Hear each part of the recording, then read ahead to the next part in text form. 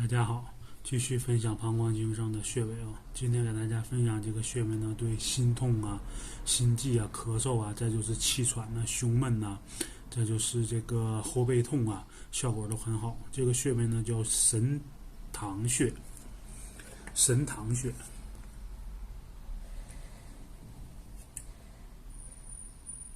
这个位置，在这儿，在我们第五胸椎棘突下旁开3寸。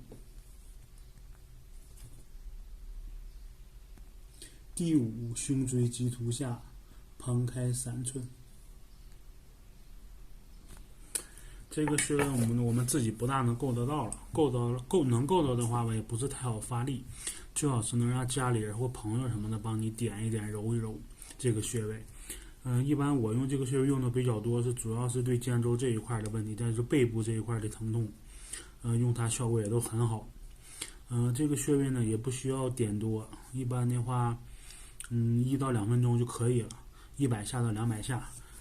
背部肌肉比较厚的朋友呢，就用肘尖揉，然后背部肌肉比较薄的朋友就用这个指尖或者指肚都可以。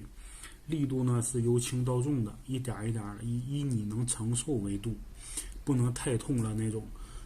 一定由轻到重，一点点的点揉，一点点的点揉这个感觉，一点点点揉进去就可以了。这个穴位一般会有特别明显的那种痛感，以刺痛感和酸痛感为多，刺痛感的应该比较多。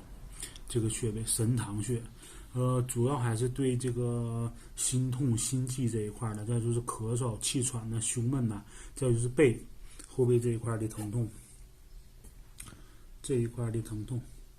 效果都特别好。这个穴位神堂穴，好，就分享到这儿吧，谢谢大家。